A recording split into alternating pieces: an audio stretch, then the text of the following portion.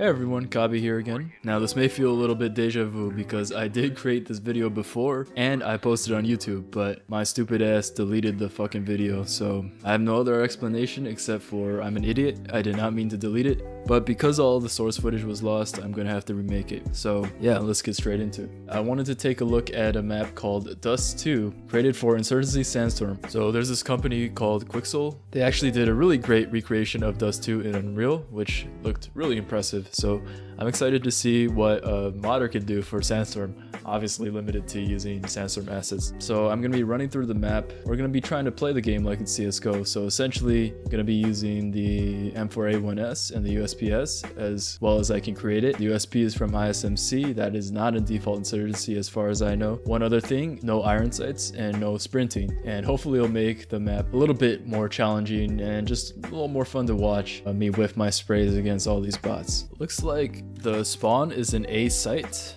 We're looking down A long here. There's still a crate that can act as an angle towards long. You can see on the left. And here where this ammo crate is, that is Goose, but looks like some boxes were added that weren't there before. Okay, so on site we see that there's a crate here. There's actually two crates here. I believe this is the crate that you can plant on in to plant for long in CS, but I'm having a lot of trouble getting up here. The movement is very scuffed in Sandstorm. Okay, so I'm on top. You can definitely tell that the tarp is blocking me though. I don't think that tarp is there in CS. Spraying down these enemies here, looking towards CT, see that there's pillars there now. And also looking towards that corner, we see an example of Z fighting. And Z fighting is when two meshes are colliding, so that the game doesn't know which texture to render, so you essentially get that glitchy effect. We can see that car here has been turned into a moped. There's been a lot of clutter kind of scattered around long. We have this wall here at corner, and pit doesn't seem to have its walls anymore flanking it. We still got blue bin though, at least. Looks like this alpha objective is right outside long doors. I mean, look at all these vegetable stands, these food stands, I guess. These were not here in the original CS for sure, but it looks like this place has been turned into a sort of market area. Not much to say about that. There's been a lot of cover added though, various places in long. T-spawn, a lot of decorative things added. There's a tank right outside of B tons, and we have a blue bin there.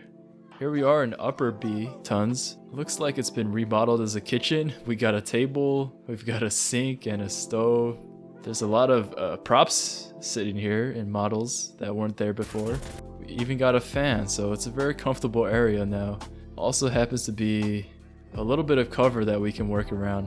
You'll find that a general trend is a lot of the things that are added for detail kind of collide with the walkable area. Definitely goes against the design philosophy of CS maps. When it comes to walkable areas, there aren't a lot of things in the ground that you can collide with or that your player model can collide with, like this sofa, this table. Will definitely not be there in CS. Also, the wall in B-tons has holes in it. Now that's completely new. There's a door here, and we have this secret room. Window looking towards T-spawn. Okay, coming through B-tons here. Alright, so B site. The general layout is the same, I will say. It is missing this crate in the back that you usually have. Instead, you have this oil tank. So, definitely some creatively used Sandstorm assets there. As you can see, the bots aren't too intelligent. There's a tree hanging over B site, which is kind of interesting. Maybe reminds me of Cache a little bit. Instead of fence, we have a tank here. Okay, and yeah, let's go ahead and destroy the cache. The boxes are generally placed in the right place, except for backplat doesn't have the box that it had before that you could hide behind. And just looking at car here, wow, the creator of this version of Dust2 definitely did not like the cars in the original Dust2. I don't think he liked where they were placed. It makes sense, they are annoying places for the CT to hold. We're going to be going up on B window here. Looks like it can still boost in. And wow, looking towards CT spawn. Look at all these objects that are placed here. The bus, the pallets, right? Just a lot of things that aren't there in any version of Dust2 and CS that I remember. Coming into lower mid, you can tell that the angles are much different. I would be exposed to lower B tons where I would be standing there usually. And boosting onto cat, you can see that the Xbox boost here, the way that I get from lower mid to cat, has to be a lot taller. So instead of just having a box there, they also have this little platform that you have to climb up. mid, the ramp down mid is much steeper. But yeah, it looks like essentially they've adjusted the slope of mid to be shorter and steeper, if that makes sense. Okay, so holding upper mid here.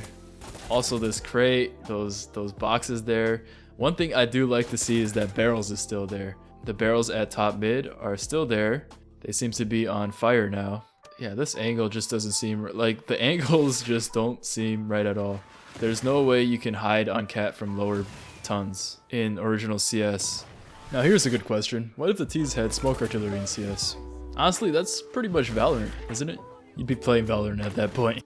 When CS maps add detail, usually you'll find it in the sides of walls and facades, places that don't really conflict with where the player can walk.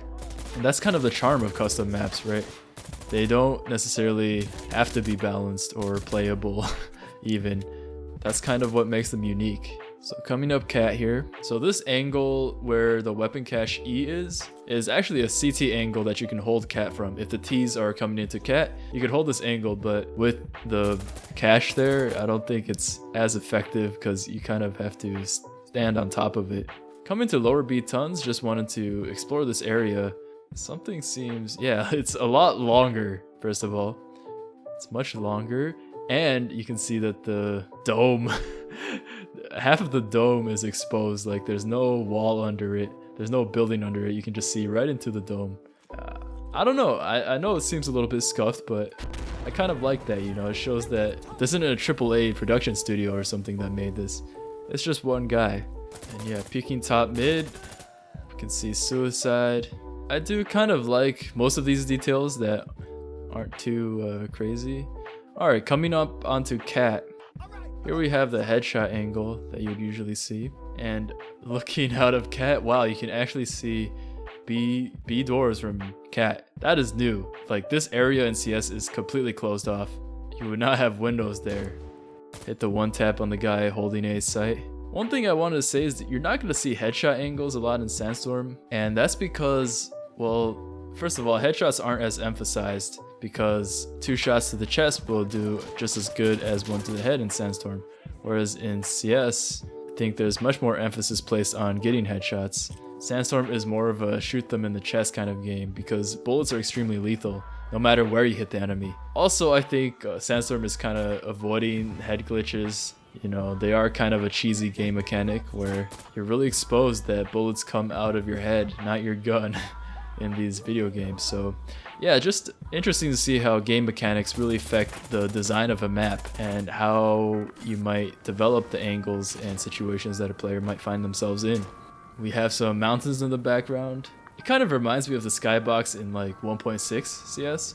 In general, this, with the exception of all the models being placed everywhere and all the clutter and cars and objects that are kind of lying around the site, the map reminds me a little bit more of 1.6, right? Where the walls are orange and the ground is sand. Just that classic Dust2 look that we all know and love. And another thing different about Cat is these pillars.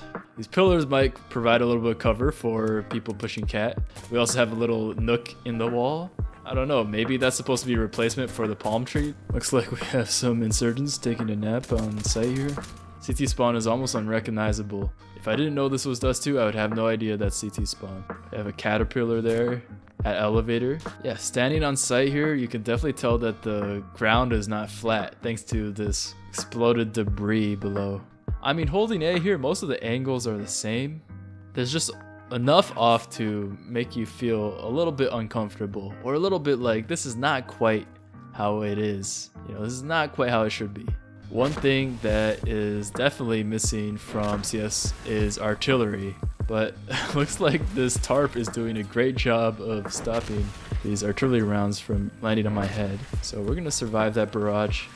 The tarp, one thing that the tarp would change a lot. So yeah, the problem with putting like a roof on these areas is that you stop nades from being effective, right? Like, how are you gonna land a lot of these mollies and nades if there's a tarp effectively blocking any projectile that comes through, you know? That would definitely change how the game is played for sure. Okay, well this guy hits a perfect molly from long. Yeah, just holding sight like a little bitch here. And yeah, that's gonna close out the round and this map. So what do I think about this version of Dust 2? It's not a one-to-one recreation by any means, but definitely, yeah, it was interesting seeing what the map creator thought and how some of the ideas from the Counter-Strike version of Dust 2 transferred over to Sandstorm and Unreal by that extension. I mean, I would love to see more map recreations like this, and just more custom maps for Sandstorm in general. A lot of them look pretty impressive. So yeah, that about wraps it up for this video. I will see you in the next one, assuming that I don't accidentally delete it this time.